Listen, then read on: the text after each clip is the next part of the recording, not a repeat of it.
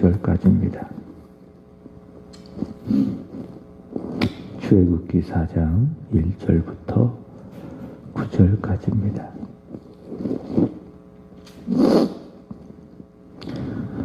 모세가 대답하여 이르되 그러나 그들이 나를 믿지 아니하며 내 말을 듣지 아니하고 이르기를 여호와께서 내게 나타나지 아니하셨다 하리이다. 여호와께서 그에게 이르시되 내 손에 있는 것이 무엇이냐? 그가 이때 지팡이니이다. 여호와께서 이르시되 그것을 땅에 던지라 하시매 곧 땅에 던지니 그것이 뱀이 된지라. 모세가 뱀 앞에서 피하매 여호와께서 모세에게 이르시되 내 손을 내밀어 그 꼬리를 잡으라. 그가 손을 내밀어 그것을 잡으니 그의 손에서 지팡이가 된지라. 이는 그들에게 그들의 조상의 하나님 곧 아브라함의 하나님, 이삭의 하나님, 야곱의 하나님 여호와가 내게 나타난 줄 믿게 하려 함이라 하시고, 여호와께서 또 그에게 이르시되 내 손을 품에 넣으라 하시매 그가 손을 품에 넣었다가 내어보니 그의 손이 나병이 생겨 눈같이 된지라. 이르시되 내 손을 다시 품에 넣으라 하시매 그가 다시 손을 품에 넣었다가 내어보니 그의 손이 본래의 살로 되돌아왔더라. 여호와께서 이르시되 만일 그들이 너를 믿지 아니하며 그 처음 표적의 표징을 받지 아니하여도 나중에 표적의 표징은 믿으리라. 그들이 이 두 이적을 믿지 아니하며 내 말을 듣지 아니하거든 너는 나일 강물을 조금 떠다가 땅에 부으라. 내가 떠온 나일 강물이 땅에서 피가 되리라. 아멘. 오늘 오전 예배 때 확인을 하겠지만은 오늘은 특별한 주일입니다. 종교 개혁 주일입니다. 지금으로부터 504년 전이죠. 1517년 10월 31일 당시 천주교 로만 가톨릭의 사제였던 로만 가톨릭의 사제였던 마틴 루터가 당시 교회의 문제점을 성경에 기초해서 95개조로 정리를 잘해서 비텐베르크 성당에다가 부착을 했는데 그것이 시작이 되어서 종교개혁이 온 유럽으로 확대가 되었고 오늘날 교회, 소위 말하는 개신교회가 세워졌습니다. 본래 하나님은 교회다운 교회를 세우셨죠. 하나님께서 이 세상을 창조하신 이후에 교회라고 하는 것이 교회답게 세워졌는데 근데 이 교회가 시간이 지나면서 특별히 중세에 이르러서 부패하고 타락이 되었습니다. 그게 오늘날의 천주교 로만 가톨릭 교회라고 할 수 있을 것인데요. 그러나 하나님께서는 그런 교회를 교회답게 또 성경적인 교회 또 하나님이 기뻐하시는 교회로 다시 회복시키기 위해서 그의 종들을 일으키십니다. 대표적인 사람이 방금 말씀드린 루터 그리고 칼빈, 스빙글리와 같은 그런 위대한 인물들을 통해서 본래 하나님께서 세우시려고 하는 교회를 회복시키신 역사적인 사건이 무엇인가? 그것이 바로 1517년에 일어났던 종교개혁이라 할 수 있을 것입니다. 그래서 우리는 그날을 기억하고 하나님 앞에 기도하는 거죠. 또 믿음으로 다짐하는 겁니다. 하나님이 원하시는 교회, 교회다운 교회, 성령적인 교회를 세우기를 원합니다. 또 그렇게 세워가겠습니다. 그런 의미에서 종교개혁은 우리에게 의미가 있는 날입니다. 종교개혁자들은 이렇게 이야기합니다. 개혁된 교회는 항상 개혁되어야 한다. 그러니까 16세기 루터에 의해서 개혁되어진 교회는 항상 개혁되어야 한다. 인간의 마음과 생각이 늘 우둔하고 늘 부패되어 있기 때문에 교회에는 항상 문제가 있는 것입니다. 이 세상에 완벽한 교회는 없습니다. 물론 교회는 신학적으로 보면 하나고요.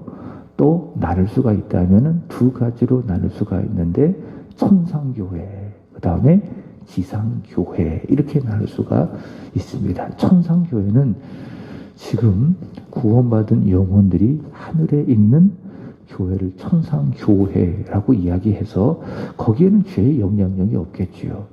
그러나 이 지상교회는 그렇지 않습니다. 구원받아 세워진 공동체이지만은 그러나 죄의 영향 아래에 있고 또 교회를 구성하는 구성원들이 여전히 죄인이기 때문에 어떻습니까? 교회 안에는 많은 문제점들이 발생합니다. 저도 우리 교회가 문제가 없다고 생각하지 않습니다. 이런저런 작든지 크든지 문제가 있습니다. 문제가 있고요. 저도 사람이지만은 사람이기 때문에 또 문제가 없는 사람은 아니다. 다 교회는 목사도 그렇고 또 성도들도 그렇고 항상 문제가 생기는 겁니다. 완전한 교회는 이 세상에 존재할 수가 없습니다. 그래서 교회는 항상 개혁되어야 한다. 개혁되어진 교회는 항상 하나님의 말씀 앞에 서서 우리 교회가 문제가 무엇인지 항상 개혁되어야 한다. 이것이 바로 종교개혁자들의 정신이라고 할 수 있을 것입니다. 오늘 오전에도 말씀을 드리겠지만 종교개혁자들의 정신, 개혁된 교회는 항상 개혁되어야 된다라고 하는 그 정신 세 가지가 무엇이냐. 첫 번째로는 오직 성경입니다. 두 번째로는 오직 은혜, 세 번째로는 오직 믿음. 이 오직 성경, 오직 은혜, 오직 믿음이라고 하는 요 세 가지의 정신으로 개혁되어진 교회는 항상 개혁되어야 한다. 그러니까 이것을 기준으로 해서 교회가 문제점이 있다면 어떻게 해야 돼요? 고쳐야 돼요. 그게 개혁이에요. 개혁이라고 하는 거는 교회를 막 뜯어 고친다, 막 변화시킨다 이런 의미가 아니라 성경적인 교회로 교회가 다시 되돌아간다. 그게 개혁이에요. 그러니까 오직 성경에서 떠나 있다면 다시 교회가 성경으로 돌아와야 되고 은혜와 믿음으로 더 멀어졌다면 교회가 다시 은혜와 믿음으로 돌아가야 되고 그것이 바로 개혁자들이 외친 개혁된 교회는 항상 개혁되어야 한다라고 하는 외침인 것입니다. 오늘 함께 읽은 말씀은 하나님께서 모세를 통해 애굽으로 가서 이스라엘 자손들을 인도하게 하신다라고 하는 그 말씀을 모세가 듣자 모세가 주저하고 또 거절하는 장면. 그러자 하나님께서는 그 모세를 설득하시기 위해서 특별한 기적을 보여주시는 내용입니다. 우선 하나님은요 아주 인격적인 분이십니다. 하나님은 모세가 애굽에 가야 한다. 너는 반드시 애굽에 가서 내가 시키는 일을 해야 된다라고 하는 그 하나님의 말씀을, 하나님의 명령을 하나님은 모세에게 비인격적으로 강요하시지 않습니다. 하나님께서는 모세가 알아들을 수 있도록 설득당할 수 있도록 반복해서 말씀을 하시고요. 그래도 모세가 그 하나님의 명령을 거절을 하자 기적을 보여주시며 모세가 결국에 애굽에 갈 수 있도록 설득하시는 하나님. 이런 하나님 우리는 인격적인 하나님이다. 그렇게 말할 수 있을 것입니다. 하나님께서는 우리에게 말씀하십니다. 하나님은 어떤 하나님? 말씀하시는 하나님. 그럼 하나님은 우리에게 어떻게 말씀을 하시는가? 바로 성령의 감동으로 기록되어진 이 성경을 통해서 말씀하는 겁니다. 그래서 말씀을 했죠. 오직 성경이라고요. 오직 성경. 성경을 떠나서는 하나님의 말씀 우리가 들을 수 있다 없다? 없다. 물론 하나님의 특별한 비상한 섭리 가운데에 성경 외에도 하나님께서 말씀하시는 경우가 종종 있습니다. 특별히 선교지 같은 경우에서는 성경이 보급이 안 되잖아요. 그럼 선교사님들이 가서 선교하거나 사역을 할 때에 하나님께서 특별한 섭리 가운데에 그들에게 말씀해 주시는 경우가 종종 있습니다. 뭐 음성을 통해서 때로는 초자연적인 기적을 통해서 하나님께서 말씀하시는 경우가 종종 있지만 그러나 보편적으로 성경을 가지고 있는 나라들, 민족들에게 하나님께서 어떻게 말씀하시는가? 하나님 말씀하신 하나님이라면 어떻게 말씀하시는가? 무엇을 통해서? 성경을 통해서 하나님 나에게 말씀해 주신다라고 하는 겁니다. 그래서 성경을 쭉 읽다가 내 마음속에 은혜가 된다면은 어떠한 단어나 어떠한 말씀이 내 마음속에 들어온다면은 아셔야 돼요. 성령이 역사하는 거고 나에게 하나님 말씀하시는 것이다. 이 강단에서 선포되는 것도 마찬가지입니다. 종교개혁자 루터, 방금 말씀드린 루터는 목사가 설교하는 설교도 하나님의 말씀인가? 라고 하는 그 질문에 대하여 이렇게 이야기합니다. 성경은 하나님의 말씀이듯이 그 성경을 가지고 해석하고 선포하는 것도 무엇이다? 하나님의 말씀이다. 성경을 해석한다면, 성경을 바르게 전한다면 목사가 강단에서 선포하는 것도 하나님의 말씀이다. 그래서 제가 이 강단에서 말씀을 전할 때의 개인적인 이야기, 제 경험의 이야기는 웬만하면 하려고 하지 않아요. 하더라도 말씀에 기초한 것들만 이야기하려고 그러는 거예요. 왜냐하면 하나님의 말씀이 되게 해야 되기 때문에. 저는 개인적으로 성경 본문을 정하는 것도 마찬가지예요. 제가 하고 싶은 말씀을 꼬집어서 선택해서 전하지 않습니다. 하나님께서 하시고자 하는 말씀을 전하게 하기 위해서 제가 선택한 것이 무엇이냐? 성경 한 권을 전하고 차례대로 그 말씀을 전하는 겁니다. 제가 취사 선택해서 전하는 말씀이 아니라 그날 정해진 곳으로 하나님의 말씀을 전함으로 말미암아 이 강단에서 선포되는 말씀이 하나님의 말씀이 되게 하기 위한, 이것이 바로 오직 성경에 제가 가지고 있는 정신입니다. 하나님은 우리에게 말씀하신다. 무엇을 통해서 말씀하십니까? 성경으로 우리에게 말씀하신다. 그래서 성경을 많이 읽으세요. 성경을 많이 읽으면 은혜가 내 마음속에 들어오고요. 내 마음에 은혜가 들어오면 어려움도 이기고 걱정도 이기고 고통도 이기고 두려움도 이길 수 있는 겁니다. 그럼 은혜가 떨어지잖아요. 그럼 마음도 힘들고, 그럼 영혼이 병들고, 그럼 영혼이 병들면은 범사도 안 되고, 또 영과 육도 강건할 수 없게 되어지는 겁니다. 내 영혼 하나님의 말씀을 듣고 말씀으로 채워야 한다. 하나님은 성경을 통해서 우리에게 말씀하신다. 자, 그렇게 하나님께서 우리에게 성경으로 말씀하신다라고 하는 것은 하나님은 어떤 하나님이신가? 아주 인격적인 하나님이시다라고 하는 겁니다. 하나님께서는 바로 이 성경을 통해서 우리 이성에 말씀하시는 거예요. 그리고 우리 감성에, 그리고 우리의 의지에 호소하셔서 우리로 하여금 깨닫고 알게 하시고 설득하게 하시고, 그래서 결국에는 순종하게 하시는 하나님. 그래서 하나님 어떤 하나님이신가? 아주 인격적인 하나님이시다. 그래서 오늘 하나님께서 모세를 대하시는 그 모습을 보면 하나님은 참 인격적인 하나님이시다라는 것을 보입니다. 하나님은 참으시고 인내하시고, 하나님의 계획은 뭐예요? 모세를 향한.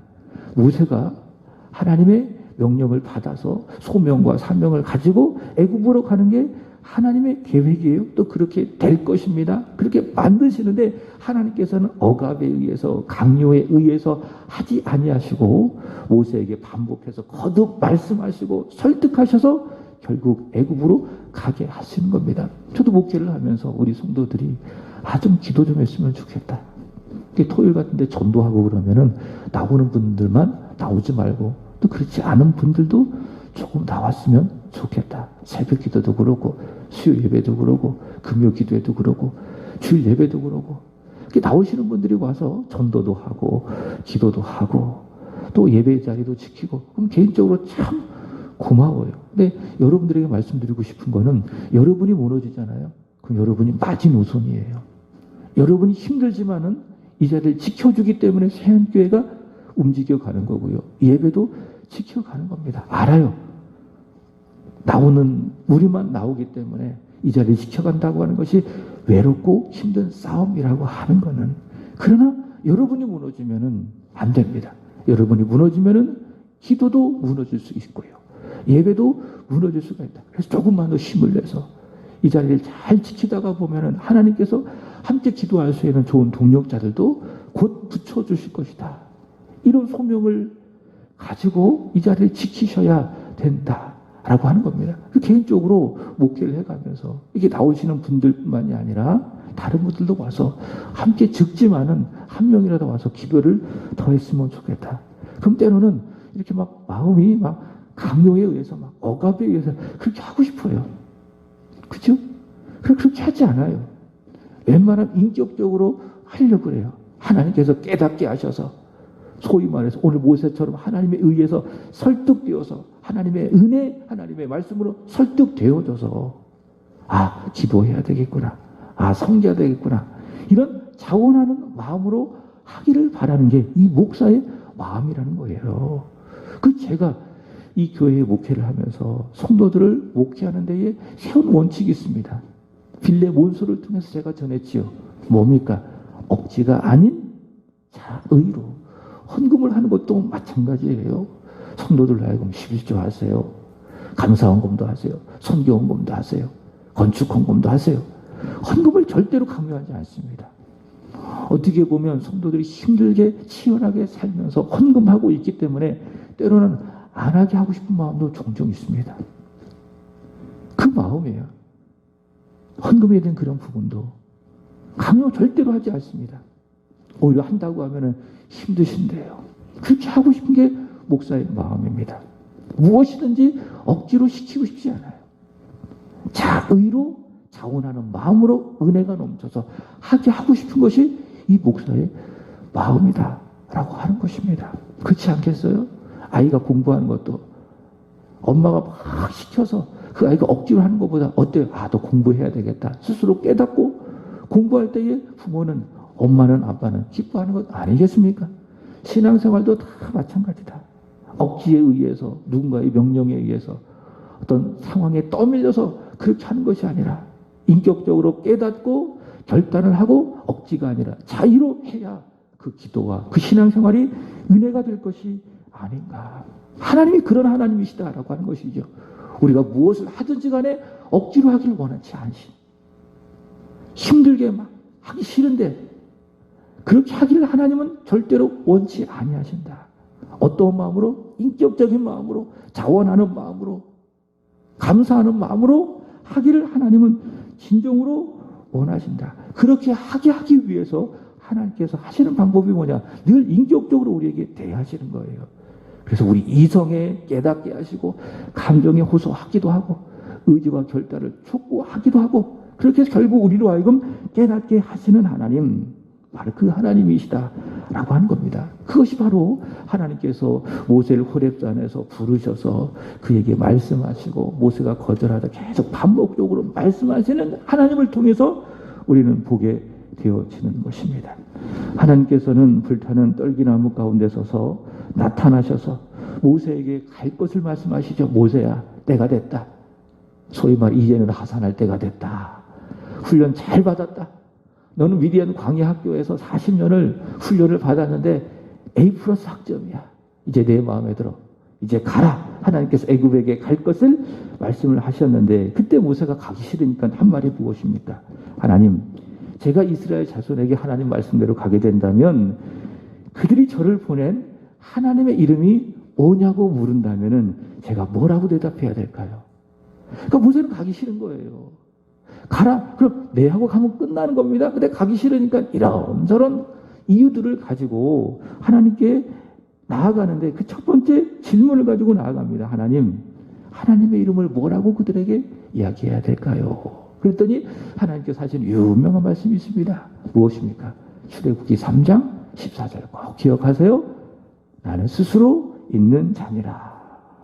하나님은 자존하시는 하나님, 유일하신 하나님, 영원하신 하나님, 그 스스로 보내신 하나님이 너희에게 보내셨다. 이렇게 전하라 라고 하나님께서 말씀하셨죠. 그리고 하나님이 그들을 애굽에서 건져내어 하나님께서 아브라함과 이삭과 야곱에게 약속하신 땅, 가나안 땅으로 가게 할 것이다.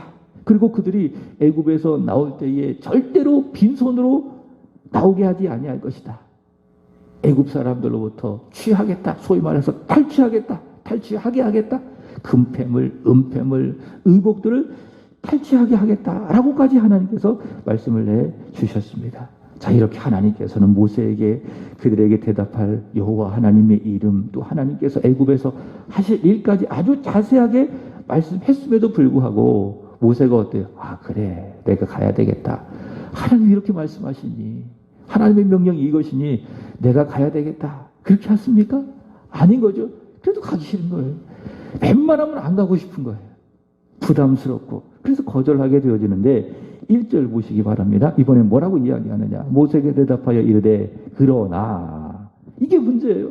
하나님 말씀하시면은 네 이렇게 이야기하는데 하나님 말씀하시면 하나님 그러나. 이게 뭐라고요?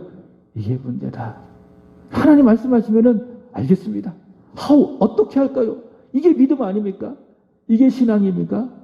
근데 하나님 말씀하시면은 하나님 그러나. 이게 뭐라고요? 그러나가 문제라고요. 말씀하시면 네 알겠습니다. 이게 믿음이죠. 그러나 모세는 지금 그런 믿음이 없습니다. 가기 싫은 거예요. 그러니까 뭐라고 이야기합니까? 하나님 그러나 뭐라고 이야기합니까? 그들이 나를 믿지 아니하며 내 말을 듣지 아니하고 이르기를 여호와께서 내게 나타나지 아니하셨다 하리다. 이건 뭡니까? 괜한 걱정입니다. 모세 자신의 생각뿐입니다. 보십시오. 모세의 말처럼 그들이 믿을지 안 믿을지 그건 아직 일어난 일이 아니에요. 일어난 일이 아닐 가지고 마치 일어난 일처럼 쓸데없는 걱정을 하고 있는 겁니다. 우리가 사실 그렇지 않아요? 어떤 일에 대하여 걱정할 때에 일어나지도 않는 일이에요. 마치 일어난 일처럼 내게 쓸데없는 걱정을 많이 하잖아요. 우리가 그런 건 아니겠습니까? 사실 걱정의 95%가 다 그렇대요. 진짜 일어나지도 않은 그 일이 마치 일어난 것처럼 내 마음에 이렇게 가슴을 담고 계속 걱정하는 게 그게 대부분 우리가 걱정하는 모습이다라고 하는 것이죠. 일어나지도 않았어요. 그들이 믿을지 안 믿을지 어떻게 알아요? 근데 자기 생각대로 짐작해서 걱정하는 거예요. 하나님, 그들이 저를 안 믿을 거예요. 제 말을 듣지 아니할 거예요. 걱정하는 겁니다. 이건 모세의 걱정이고요. 쓸데없는 걱정이고요. 그거는 하나님의 생각이 아니지요. 모세의 생각이죠. 그래서 모세는요, 안 믿을 거라는 생각을 버려야 돼요. 그리고 그들이 내 말을 안 들을 거라는 걱정을 버리고요. 하나님이 가라고 하셨으니 어떡합니까? 가면 되는 거예요. 그리고 전할 말씀을 전하기만 하면 되는 거예요. 나머지 누가 책임지십니까? 그들이 듣든지 아니 듣든지 모세 말을 듣든지 아니 듣든지 모세를 믿든지 안 믿든지 다음은 누가 책임져요? 하나님이 책임져 주시는 겁니다. 여러분, 하나님의 말씀에 우리가 순종하려고 한다면은 오늘 모세를 통해서 본다면 두 가지를 버려야 돼요. 첫 번째로는 내 생각을 버려야 돼요. 그동안 내가 살아오면서 해왔던 내가 경험으로 가져왔던 내 생각들을 다 버려야 돼요. 그러니까 우리 하나님의 말씀 앞에는 모든 걸 다 리셋 시켜야 돼요. 포맷 시켜야 돼요. 내 생각을 다 버려야 돼요. 그래 온전한 순종이 나옵니다. 두 번째로는 내가 순종하면 예상되어진 여러 가지 현실적인 문제들, 그 문제들에 대한 걱정들이 있잖아요. 그 걱정들을 다 버려야 돼요. 걱정이 가득하면 순종에도 온전한 순종을 할 수 있겠습니까? 뭔가 가라앉하고 염려되어지고 하면서도 불안하고 온전한 순종이 되겠습니까? 우리는 하나님의 말씀 앞에 순종하려고 한다면 내 생각을 다 버리고 걱정들을 다 버리고 오직 주님만 바라보고 오직 하나님의 말씀에만 귀 기울이고 가는 거예요. 그게 뭡니까? 그게 믿음이다. 그럼 하나님이 책임져 주십니다. 하나님이 반드시 그 일에 대하여 보상해 주십니다. 지금 모세는요, 자신의 생각과 걱정을 버리지 못하니 계속해서 하나님의 명령에 애굽으로 가라라고 하는 하나님의 사명에 거절하고 있는 것이죠. 자, 그렇지만 우리 하나님은요, 참 인격적인 분이십니다. 모세가 계속 거절을 해도 하나님은 참으실 때까지 참으시는 거예요. 그리고 모세에게 모세가 갈 수 있도록 보이십니다. 세 가지의 이적을 눈앞에 보이시는데 두 가지의 이적은 그의 눈앞에서 보이는 것이고요. 한 가지 이적은 약속하는 겁니다. 세 가지 이적을 말씀하시고 두 가지의 기적은 직접 보여주시고 한 가지의 이적은 약속을 하시는데 먼저 기억해야 될 것은 하나님께서 성경을 보니 행하시는 일들 가운데에 초자연적인 이적이라는 것들이 있습니다. 초자연적이라는 것은 과학적으로 또 인간의 이성으로 설명될 수 없는 이적들을 초자연적인 이적이라고 이야기를 하죠. 그런 내용들이 성경에 많이 있지 않습니까? 예수님께서도 그런 초자연적인 이적을 행하셨죠. 요한복음에는 그것을 이적이라고 이야기하지 아니하고 뭐라고 합니까? 표적이라고 이야기하죠. 7가지의 표적이 있었죠. 자, 하나님께서도 그렇고요. 예수 그리스도께서도 그렇고요. 이렇게 특별한 표적, 이적을 행하시는 목적이 있습니다. 그러니까 이적 자체가 중요한 것이 아니라 이적을 행하시는 목적이 있다. 예를 들면 요한복음 20장 30절 31절의 말씀을 보시면 예수께서 초자연적인 이적을 행하신 목적은 바로 믿음에 있다.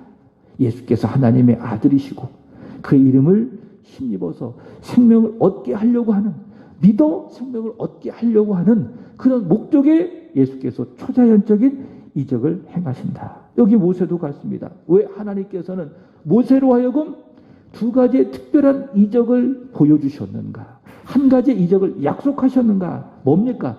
믿게 하기 위해서, 믿음을 위해서 하나님께서는 모세에게 이런 이적을 보여주셨다라고 하는 겁니다. 그래서 이것을 바꿔 이야기한다면 내 인생 가운데에 특별한 이적이라는 것이 없어도요. 뭐 어떤 사람들은 크게 병이 들었다가 살아나기도 하고, 어떤 사람은 막 특별한 사건 속에서 특별한 하나님의 경험을 하기도 하고, 그런 사람들 신앙생활 하면서 종종 보잖아요. 그리고 우리 와 부럽다. 야, 저 사람 저런 하나님의 특별한 섭리 가운데의 은혜도 맛보고. 그러나 그런 것이 내 인생에 없어도요. 뭐 특별한 하나님의 음성을 들었다거나 특별한 어떤 경험들을 내가 경험하지 못해도 무엇이 있다면, 내 속에 믿음이 있다면, 하나님을 향한 믿음이 있다면, 주 예수 그리스도를 향한 믿음이 있다면 뭡니까? 기적이 없어도 나는 충분히 감사할 수 있어요. 만족할 수 있어요. 왜요? 하나님이 기적을 보여주시는 목적은 기적 자체가 아니라 그 기적을 통해서 하나님을 믿으라고 말씀하는 것이기 때문에, 그래서 믿음 자체가 어떻게 보면 기적이라는 거예요. 나 같은 죄인 살리신 하나님의 은혜에 고맙습니다. 내가 예수 믿고 구원받아 하나님의 자녀가 되어진 게 감사합니다. 이게 뭐예요? 이게 내가 일어난, 내 인생에 일어난 최고의 기적이다. 이런 초자연적인 기적이 없어도 믿음만 있다면, 그리고 하나님의 말씀에 순종한다면 우리는 감사하고 만족할 일이다. 그러나 모세는 믿음이 없기 때문에, 순종하지 않기 때문에 하나님께서 어떻게 하시는 거예요? 기적을 보여주시는 거예요. 믿으라고. 5절 분명히 말씀하시죠. 보시면은 아브라함의 하나님, 이삭의 하나님, 야곱의 하나님 여호와가 내게 나타난 줄을 뭐하게? 믿게 하려 함이라. 믿게 하기 위해서 어떻게 하시는 거예요? 기적을 보여주신 거예요. 2가지 기적을 보여주시는데, 첫 번째 기적이 무엇이냐? 2절 4절에 나와 있죠. 모세 지팡이를 뱀이 되게 하시고, 4절 보시면 모세가 뱀의 꼬리를 잡자 다시 지팡이가 되게 하신 이적. 2번째 이적은 무엇인가? 6절 7절 보시면 모세가 손을 품에 넣었어요. 그리고 뺐어요. 그랬더니 손이 어떻게 됐어요? 나병이 됐습니다. 그리고 다시 그 손을 품에 넣었다가 빼니 그 살이 전으로 돌아오는 특별한 이적을 보여주시는 것입니다. 8절 하나님이 말씀하시죠. 처음 표적의 표징은 받지 아니하여도, 처음 표적의 표징은 받지 아니하여도 두 번째 표적의 표징은 믿으리라. 이렇게 말씀을 하시는 겁니다. 이스라엘 백성들이 안 믿는다면 처음 표적은 믿지 아니하여도 2번째 표적은 믿게 될 것이다. 그러니 가라, 그거예요. 그래도 모세가 안 믿는다면은 어떡합니까? 하나님께서 9절 말씀하시는 거죠. 그들이 이 두적을 믿지 아니하며 내 말을 듣지 아니하거든 너는 나일 강물을 조금 떠다가 땅에 부으라. 내가 떠온 나일 강물이 땅에서 피가 되리라. 나일 강물이 피가 되게 할 이적을 하나님께서 또 약속을 하셔서, 결국 하나님께서는 모세로 하여금 믿고 순종해 애굽에 가야 할 것을 말씀하시고 계속해서 설득할 것을 말씀하십니다. 그러니까 모세는 빠져나갈 구멍이 없습니다. 하나님 계속 가라고 말씀하시니까 어떻게 해야 돼요? 순종할 수밖에 없는 상황이 된 것입니다. 말씀을 마칩니다. 하나님께서는 400년 동안 고통당하는 이스라엘 자손을 애굽에서 구원하여 가나안 땅으로 인도하기를 원하십니다. 그걸 누굴 통해서 하기 원하시는 거예요? 모세를 통해서 하기를 원하시는 겁니다. 그래서 모세를 부르시고 모세에게 그 사명을 주시는 것입니다. 호렙산에서. 그러나 모세는요, 그 하나님의 소명을 받고 사명을 들은 그 순간부터 오늘 이 본문이 있는 이 순간까지 어떻게 해요? 계속 거절하는 거예요. 그러니까는 소위 말해 밀당이죠. 하나님과 밀고 당기는 계속 요 밀당을 하고 있는 겁니다. 근데 게임은, 이런 표현이 좀 웃기지만 게임은 누가 이기는 거예요?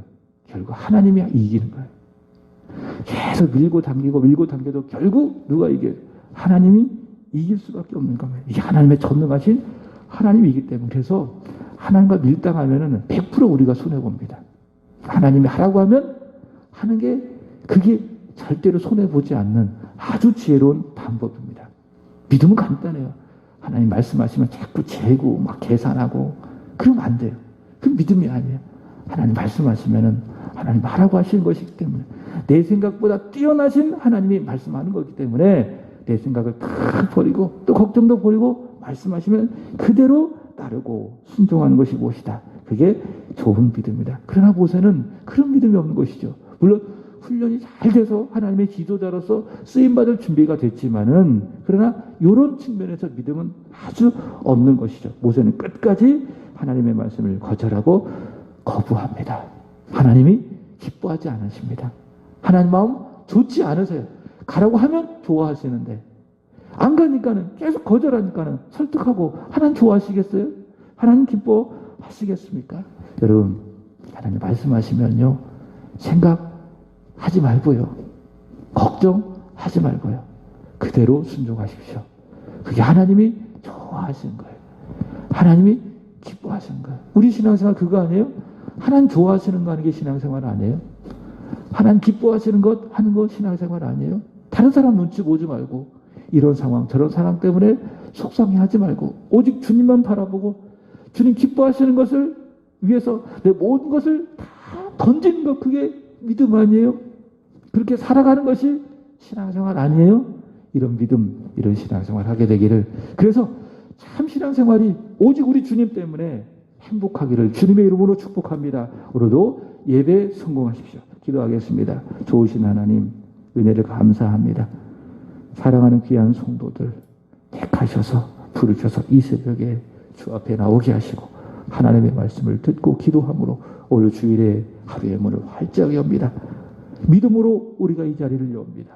주님 영광을 받아주시고 오늘 모여 기도하는 사랑하는 성도들에게 하늘로부터 위로와 힘을 허락해 주셔서 외롭고 힘든 싸움이지만은 힘써 지켜나감으로 말미암아 이 자리를 지켜가는 사랑하는 성도들이 우리 세한교회와 하나님 나라의 부흥의 불쏘시개 마중물이 되게 하여 주시기를 간절히 원합니다. 하나님이 말씀하시면은 하나님의 계획이 있고 하나님의 뜻이 있고 반드시 이루어질 이름을 우리는 믿나이다. 하나님, 그 하나님의 말씀 앞에 내 생각을 버리게 하시고 내 걱정들을 다 버리게 하여 주시고 말씀하시면은 그대로 순종하여 하나님의 앞에 큰 기쁨이 되어지고 우리에게도 순종의 행복, 순종의 기쁨이 있게 하여 주시기를 원합니다. 하나님, 오늘도 하나님 앞에 드려지는 우리 세한교회 예배를 기쁘게 받아주시기를 간절히 원합니다. 사랑하는 성도들 주의 전으로 불러 모아주시고 오늘도 예배하게 할 것인데 하나님, 특별히 종교개혁주일로 하나님 앞에 드려지는 예배를 기쁘게 받아주시고 종교개혁의 3대 정신, 오직 성경, 오직 은혜, 오직 믿음, 이 믿음을 교회가 다시 한번 붙드는 은혜의 시간 오늘 주일 되게 하여 주시고 더 나아가 하나님의 큰 영광을 받아주시는 은혜의 하루 오늘 주일 되게 하여 주옵소서. 오늘은 하나님 우리 중고등부 그리고 우리 청년부 더 나아가 우리 주일학교를 위하여 간절히 기도드립니다. 하나님, 저들이 우리 세한교회의 미래인 줄로 주여 믿습니다. 우리 사랑하는 성도들이 우리 아이들, 우리 자녀들을 보게 하시고 그들을 위해서 기도하게 해주시고 그들을 위로하게 하시고 그들을 격려할 수 있도록 은혜 베풀어 주시기를 원합니다. 저들이 우리 세한교회 안에 예배 잘 드리고 믿음으로 잘 양육되어져서 하나님의 때에 하나님을 위하여 하나님 나라를 위하여 귀하게 쓰임받는 의의 병기들이 되게 하여 주시옵소서. 하나님, 오늘도 기도하시는 우리 권사님, 집사님 구주의 성령으로 충만하게 하여 주시고 부르짖어 기도하는 모든 소리를 하나님 들으시기를 원하며 하나님의 때에 최고의 좋은 곳으로 응답하여 주옵소서. 예수 그리스도께서 기도할 때에 천사가 도왔던 것처럼 오늘도 기도하시는 하나님의 권속들에게 도우시는 하나님의 은혜의 손길이 있게 하여 주옵소서. 주님 사랑합니다. 구주 예수 그리스도의 이름으로 기도합나이다. 아멘. 하늘에 계신 우리